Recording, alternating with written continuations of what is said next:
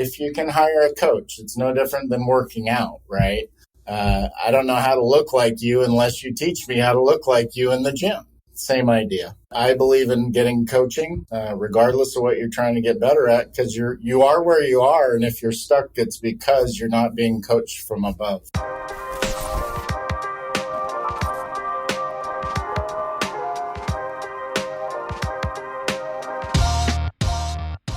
Welcome to Construction Disruption Podcast, where we uncover the future of building and remodeling. I'm Seth Heckerman, Sales Manager of Isaiah Industries, and one of your co-hosts on this episode. Joining me is Todd Miller, Isaiah Industries President, and the other. So today's guest for this episode is Aaron Murphy, founder of ADM Architecture and veteran of the commercial and residential design industry. He has designed well over 1.5 million square feet of projects in his career, including office building, medical offices, hotels, custom homes, and more. As a certified aging in place specialist, he is passionate about designing solutions for accessibility and safety for homes with older occupants. As we all watch our loved ones live longer and longer, aging in place is going to be a relevant topic for all of us. I'm looking forward to our conversation today. Aaron, thank you so much for joining us on Construction Disruption. I appreciate you guys having me. It's a lot of fun to share and talk with others in the industry. Absolutely. We love it as well. So to start, if you could tell us more about your background in the design industry and how you came to be passionate about aging in place. I'm wondering, did you have a personal connection that led you down this path of interest? I did, yeah. So I graduated University of Washington in 1996 and started with a couple firms in Seattle. When I moved to the county that I live in outside of Seattle and decided to go out on my own, I recognized I actually had two ahas, and I put them together. One was watching my grandmother when I was still in college go from retired, traveling the world, playing bridge, enjoying her life at 5'9" to eventually 5'2" and trapped in a hospital bed in the living room of her split-level home in Portland, Oregon, and not knowing my grandfather's name. So osteoporosis and Alzheimer's is how she got there. And at 22 at UW, I wasn't ready to talk about things like grandma's medical stuff or hygiene situation, but I noticed, being in architecture school, that her home was broken. A split-level home, it's 8 steps to the laundry room from the garage. It's 8 steps to get up to the other room or the only shower. None of the things that you need in your daily life except for the kitchen are on the main floor. And she couldn't use any of them at the end. And it really took away her independence and her autonomy, I thought, earlier than needed to happen. Later, so zoom forward, I was buying a used car off Craigslist, and two 60-year-olds brought me a vehicle, and it was their mom's, and she was 92, and I said, hey, this is a personal question, don't answer if you don't want to, but I'm doing some research, where does mom live? She lives in the assisted living place in town. What did that cost you? And their answer was $150,000 out of pocket and $10,000 a month. And I went, oh, we have a gap. We have a problem. Okay, when I speak on stage, and I have from Chicago to Tokyo, I say, raise your hand if you have a $10,000 mortgage. Because if you do, I'm adoptable. I'd love to see your home. We don't, right? And yet the spec builder's only building the first and second home in your housing career. And so nobody's building a home for anyone 50 and over intentionally as a product. And 90% of our housing stock was built before any of this discussion. But as you said in the intro, we're all living longer, right? The joys of medical and technological advance, our lifespan has changed significantly after work, and housing doesn't cover it. Wow, those are powerful examples that, can understand how this became such a clear challenge that then being able to recognize and devote your career to. So, I made that statement, we're all living longer, just from anecdotal perspective, but I'm curious, someone that's dived into this and dealing with it day in and day out, what is the data showing about how much longer we are living than we were previously, and what are most folks wanting for their living arrangements there later in life? Right. Well, even the retirement age, I mean, think about, 1900 when our lifespan was 47. Right. And so a lot has changed, and it's become quite exponential as medical and tech advances have gotten exponential as well. My grandfather on the other side, he just passed in 2019 at 98 years old. And he and I did a little study. He's seen 97% of the technological advance being born in 1920.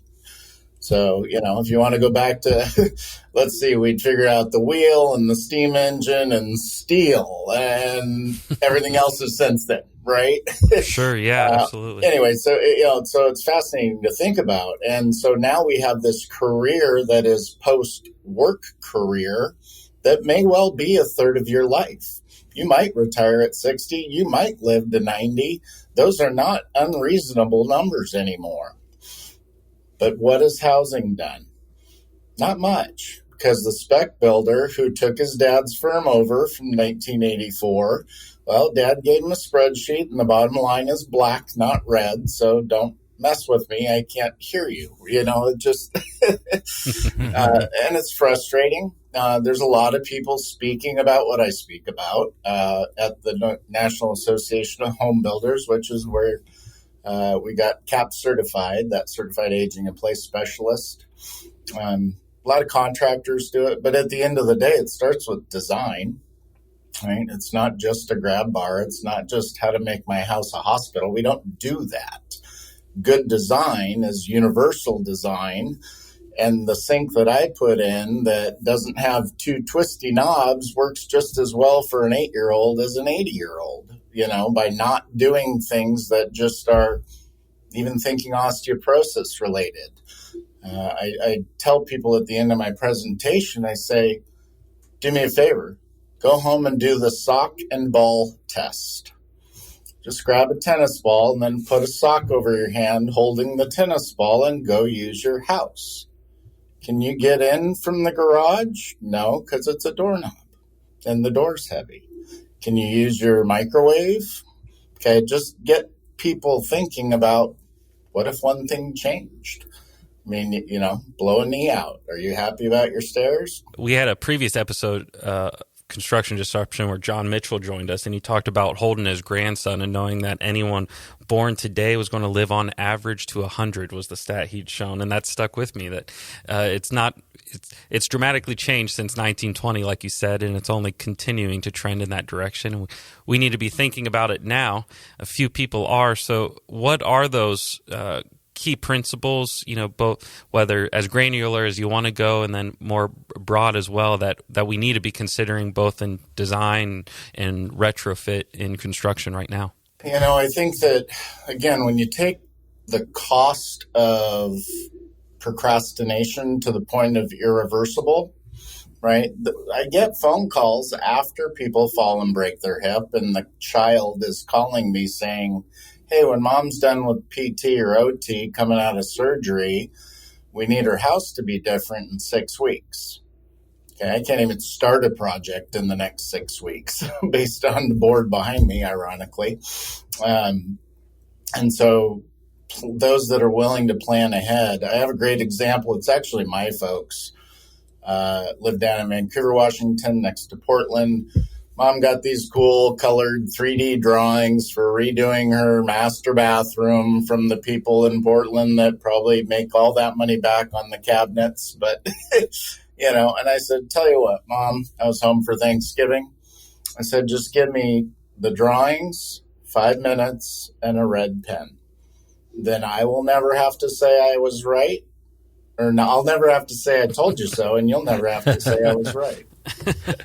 And all I did was put the places that blocking should be behind the walls, between the studs, change the shower to a 0 threshold shower, no curb, changed the door swing or made it a pocket door, because if you fall inside the door, this is the fire department EMT's biggest complaint, is the 5x8 spec house bathroom where most people fall. You're blocking the door because it swings in. You just cost yourself 90 seconds in an emergency while they get the door off the hinges. Okay, so I took Mom's drawings, and all I did was make the changes that made sense. I said, here, Mom, now you can tile your shower floor to ceiling, do it all. When you need the grab bars that you're not willing to talk about today, you can put them wherever you want because of what I did on the drawing. So outside of the bathroom, it's such a big consideration, like you said, where a lot of people fall. What are some other go-tos in the house that are top of mind for you when you think about how someone's going to live their 80 years plus? Yeah, and speaking of living there longer, we do kitchens, we do full master bathroom, bedroom. Here's the deal, too, is when the kids all fly the nest and leave and they get their lunch done, a lot of us have this 4-bedroom or 3-bedroom house, and for the grandparents, that 3rd and 4th bedroom, all it is a vacuum cleaner and Christmas presents that grandma buys year-round, right? There's better uses for it. And the average person buys a home about every 7 years, and so when people ask me, well, what about resale value? Well, a lot of boomers are in a better position than most, both in the equity position and the FICO score position. They get pretty good rates if they need to borrow money. I said, look, at the end of the day, if you borrow $150,000 to put an elevator in your house, right, we're only talking about $750 a month, not $10,000 a month. If you don't think about it, fall and break your hip, and your son from Philadelphia picks a house for you next off the internet. So back to your question, I think the point of that is really that there's the savings in it. So I do suggest to people that you begin with the end in mind. Even if financially you're going to do construction in phases, let's do all the drawing things. Let's do could the kitchen look like? What could the new entry to the front door, the entry from the garage, anywhere that you guys use, we do. There's air circulation, there are vents in the foundations of our houses. Well, that's why your house is 2 steps up to the front door. So we can get the vents above the ground that let the airspace breathe underneath. We can massage all of that stuff ahead of time, even if you build in phases. What I don't want you to do is spend a dime at a time during construction, but if you're doing each Band-Aid one by one, well, then you're going to go back and spend another nickel to start spending your next dollar because we didn't draw it all the way to the end, right? And so our recommendation, if you meet with us, is that we are having a conversation about the end of the 6th project. Let's draw the end game. Because also your contractor will make better decisions about what happens when, if he can see the whole picture, right? He might say, let's do phase 1 and 2 and this one part of phase 3, because if we don't, we have to undo stuff the next time, right? So again, good thought process, good planning. It all comes down to being willing to not be in denial and be open to a conversation of how can we keep you home happy longer, safer with your pet, with your garden, with your memories. AARP polls, 89% of people want to stay home. What are you doing about it? Makes so much sense, planning it out, being as wise as possible with the order and the expenses along the way. But then such a competitive advantage for you and that contractor willing to get in a conversation with those folks, really understand them, being in such, knee deep in that consultative sales process. You ingratiate yourself quickly, I imagine. Yeah. I've even had people, so I've written a book, it was 8 years ago, and it's a real simple, quick read. It's just this. It's the wake up call part. It's not the room by room how to. I had a lady call me from Anchorage, Alaska and say, hey, I'm flying down for Christmas to see my mom. I just read your book. I will literally pay you $250 an hour to come to dinner to tell my mom all the things that I've been telling her for a decade. I need the third-party stranger who's the expert to walk in and say the same thing and be the person that wrote the book. Can you come? Did you go? In that situation, she was close. It's not Christmas dinner, but I did go meet with them while they were in town. Yes. That's great. And, I could hand you a script and tell you what to go tell my parents, and it'd be way more palatable because I'm not the kid.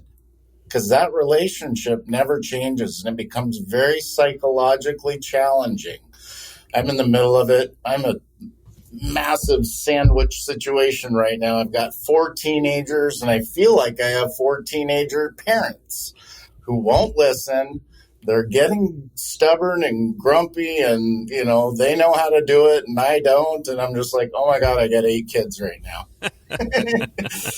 So the psychology of the relationship is a huge challenge, and it can be nice to have somebody walk in and tell them what you're thinking for you. Yeah, I think that's really good. We had a prior guest on the show once before who was Rosemary Rossetti. Yes. And Rosemary had a tragic accident, I think in her probably early 40s, that left her in a wheelchair. And she talks a lot about universal design. And, even though her situation, happened much younger than aging in place would have been, she still found herself in the same situation, much younger than she was expecting. And she talks about that, when I first went home from the hospital, I realized this house was simply never going to work for me again. And they had to endure that for a couple of years as they designed and built a new house. But powerful stories that can be avoided if we simply do some forward thinking. Yeah. If you're willing to talk. And she's brilliant, and I know of her, we've spoken, and she really did capitalize on that opportunity, right? And she took adversity and found a way to make it an asset.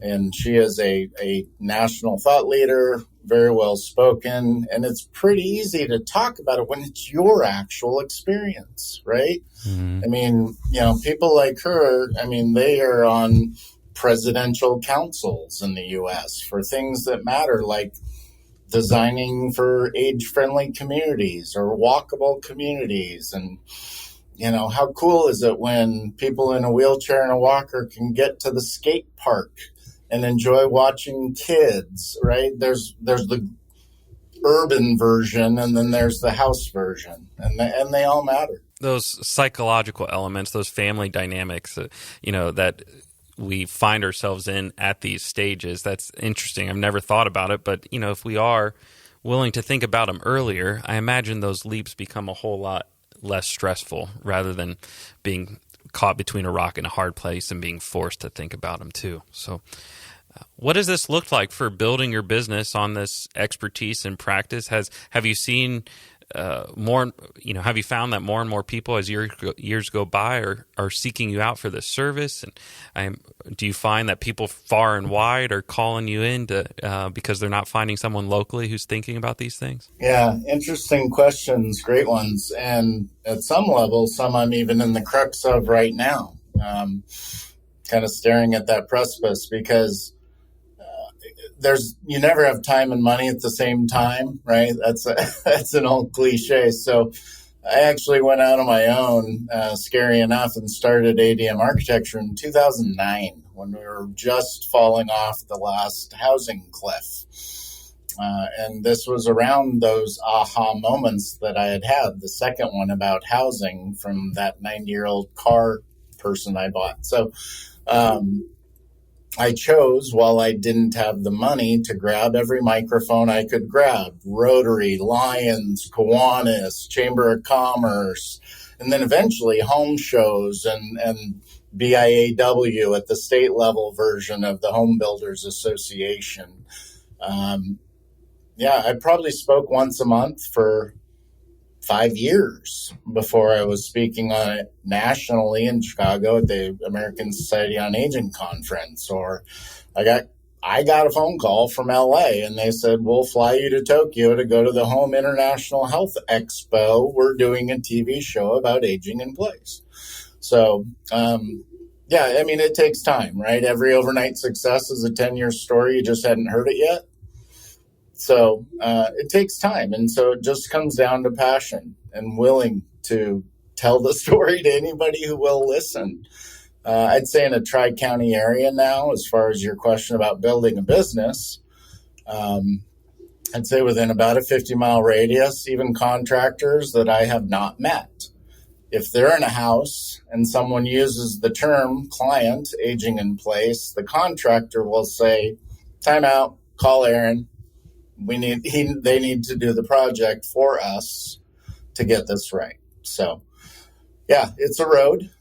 You have to believe it because you do have to stick with it. But yeah, I think it's a space that we definitely have. And my father wrote software in the 70s, 80s, 90s for the oil industry, and taught me early as an MBA coming out of Purdue that the one way to make sure you'll always have a job is to get your niche deep and narrow, not flat and thin, right? So being an architect's not enough. What's your unique sales position? And a lot of people, I mean, most people that can afford an architect are over 45. So I make sure that we're talking about, it might not be why they called our firm, but I make sure we're talking about it. I say, is there a chance this is your last home? Because at $10,000 a month, if I can do some things now that are in planning mode, and you may stay in your home 10, 12 years longer, safer, with your own independence, which you want. I said, I've saved you $500,000 in retirement. And if your financial planner hasn't taught you how to do that with your house, tell them to call me because I'd love to have them out there selling for me too. Yeah, it's a powerful story of that. When an example of when you can find that overlap between passion and unique value proposition, you find that success and enjoy it along the way for sure. It's fun to make a difference in people's lives. That's what we're doing. So switching gears a little bit, tell us the story of your other venture, Silver Lining Properties. Oh, that's a quick one. That actually happened long before I went out on my own. So 05 to 08, left architecture for a minute. Got together with structural engineer and we flipped houses and did lease options and all of that, but got caught in the crash. So yeah, my first experience of being my own boss, I bought 18 houses in 24 months. Wow. You were busy. So I was remodeling two with a contractor, buying one and selling one on a regular basis. But we didn't hit that first plateau to the first set of refis. And so we had to wrap that up. But I came back a better architect for drawing remodels on sheetrock inside of a house for a contractor. So, good lessons. Call it my PhD in business and my master's in real estate, and come back a better architect for being able to speak a lot of parallel languages. Yeah. So what of those takeaways would you share with young entrepreneurs in the construction industry on that process right now? The young entrepreneur commentary. I think most entrepreneurs would tell you that their biggest lessons that lasted came from their biggest failures, which involves risk, right? I mean, being a type A that wants to start your own business is not for the faint of heart. And ironically, if you guys have ever read the E-Myth, many of us get into this situation as the technician who thinks that the CEO's life is really cool without any idea how to get from here to there. But you learn along the way. So, I mean, that's where I was. I was a drafter for a 25-person firm, and I'm like, I want that guy's job. He goes to lunches, he drinks beer, he draws on napkins, and he plays golf, not realizing that that's so that I have a job. Right? He's out building the relationships. But, for me, I did it for time freedom. I like work hard, play hard. You definitely put your hours in. 40 is not a number I've used in a long time. But you also get to take breaks. I get to coach baseball. I get to, I've coached my daughter's softball team for 9 years. And the cool part about what we do, it's not quite as true with construction where you can get in trouble for making noise at 10 p.m., But, 70% of what I do, nobody cares what time it is. So there's some freedom in that, honestly. I can be gone from 2 to 5 p.m. and I'll just work from, 8 to 11 when nobody cares where I am anyway.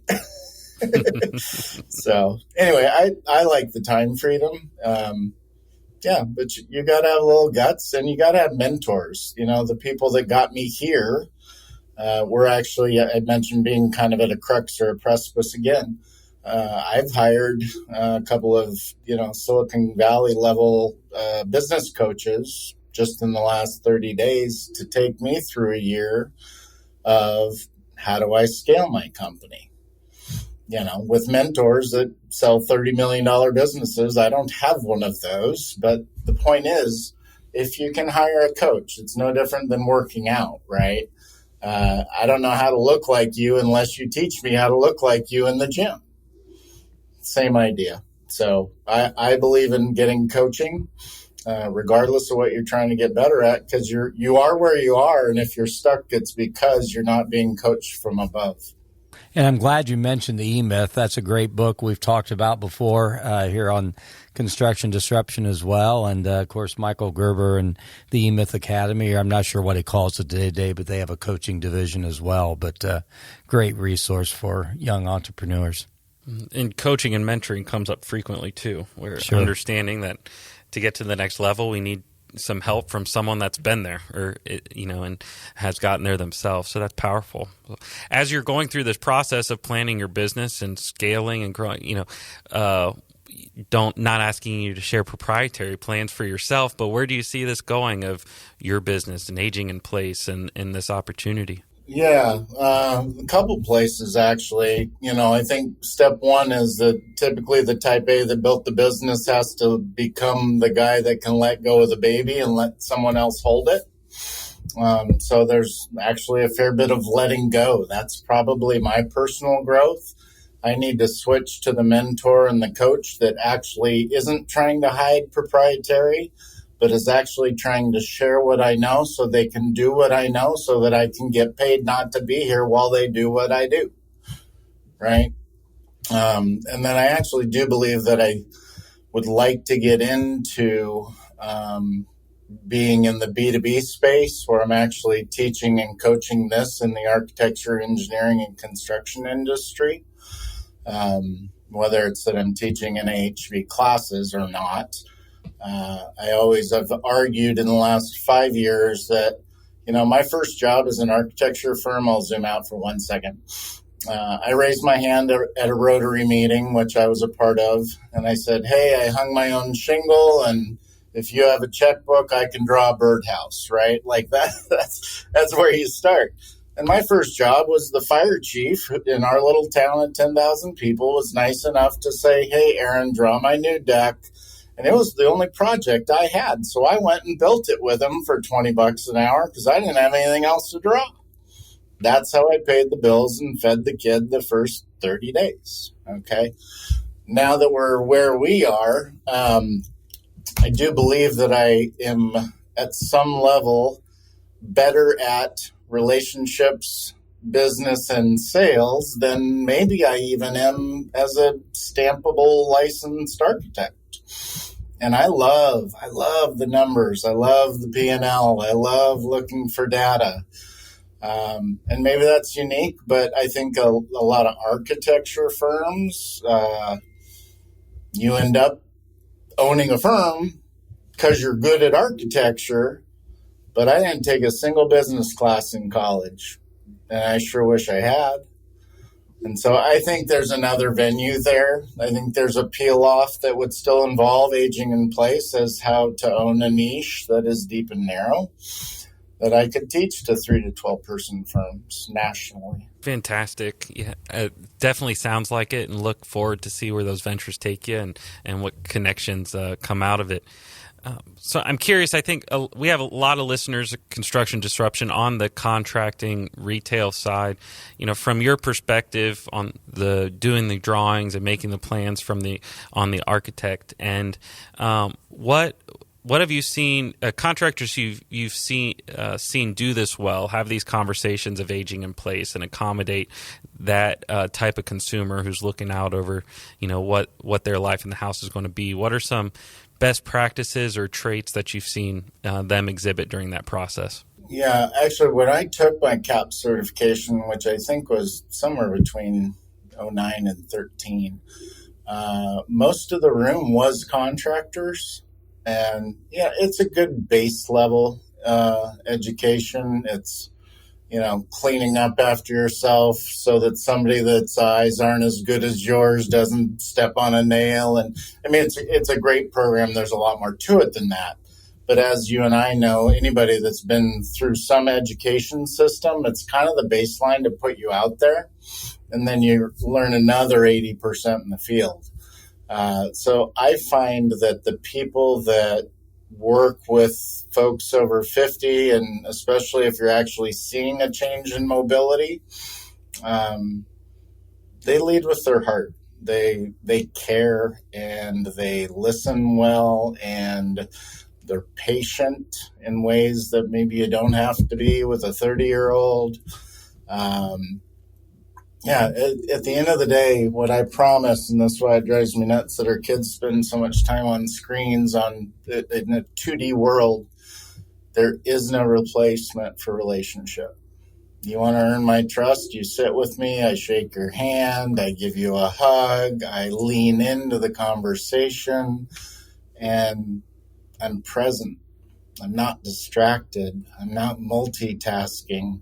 You're not an inconvenience to me. You're the only thing to me while you and I are together.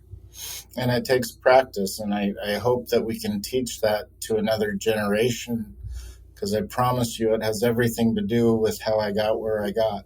All those ways we make evident to whoever we're with that we have a genuine care and interest in them and their well-being. So if we can all approach whatever role we have in this market with that, we make a powerful difference for sure.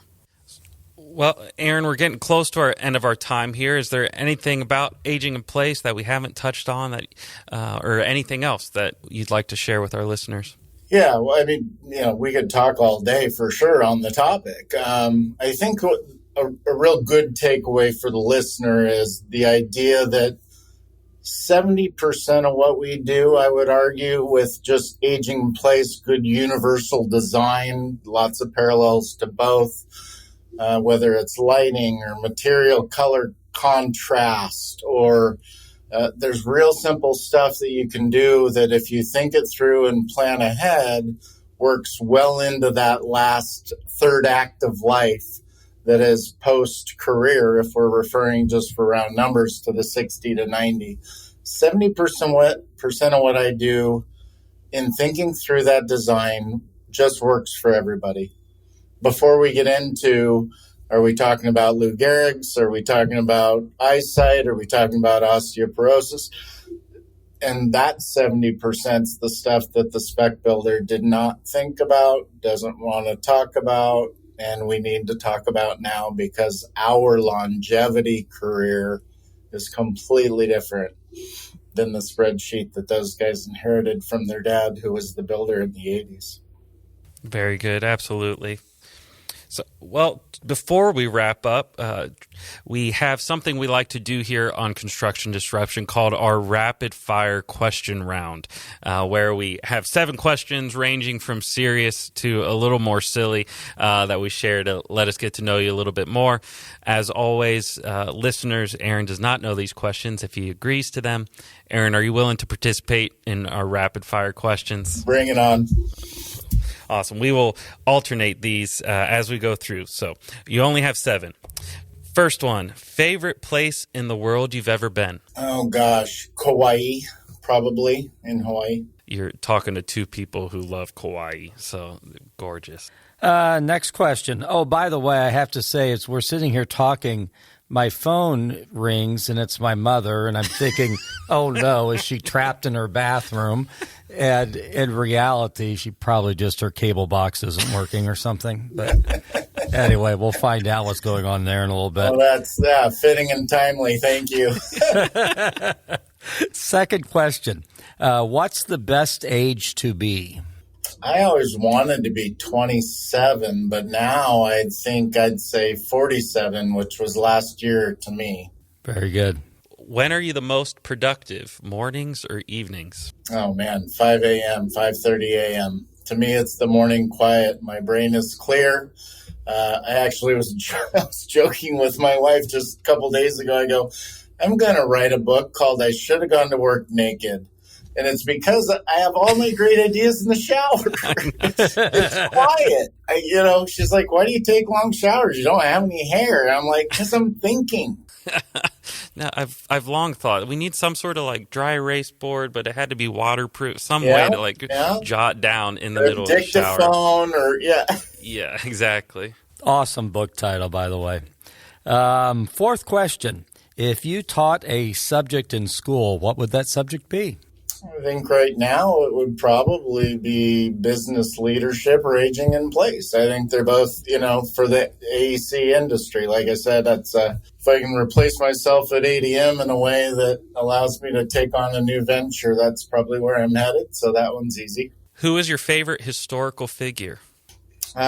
We just took off 4 teenagers last summer right before the Delta variant showed up. We got super lucky and went from Seattle to Chicago to D.C., and so did a big fat history lesson on the way, and everything from gangsters and flappers to, museums and the Smithsonian. So, I feel like just top of mind, I think I would probably put Abraham Lincoln in that category, just from an honest, caring leadership perspective.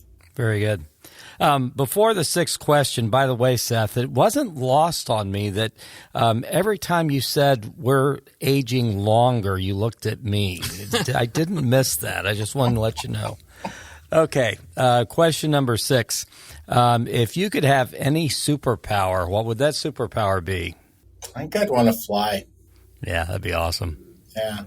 Last, 7th and final rapid fire question. If you had to eat a crayon, what color would you choose?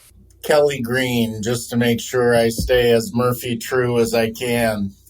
Very good. Good stuff.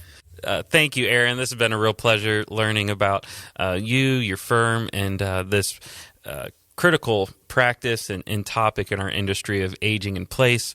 And a blessing to hear how for you that falls all under caring about people both now and well into the future, and always grateful to connect with others in the industry driven by that. So thank you so much for joining us. Really appreciate you having me. Thanks for the invitation. Absolutely. If someone were to want to get a hold of you, what would be the best way to do that? Yeah, sure. So again, we're in Seattle. Office line is 360-881-0282. Or info at ADM-Architecture.com. Thank you so much, Aaron, and thank you, listeners, for tuning in to this episode of Construction Disruption with Aaron Murphy of ADM Architecture. Please watch for future episodes of our podcast. We have many more great guests coming. And please, if you would, don't forget to leave a review on Apple Podcasts, YouTube, or wherever you listen to your podcasts. So thank you so much again. God bless. Take care. This is Isaiah Industries signing off until the next episode of Construction Disruption.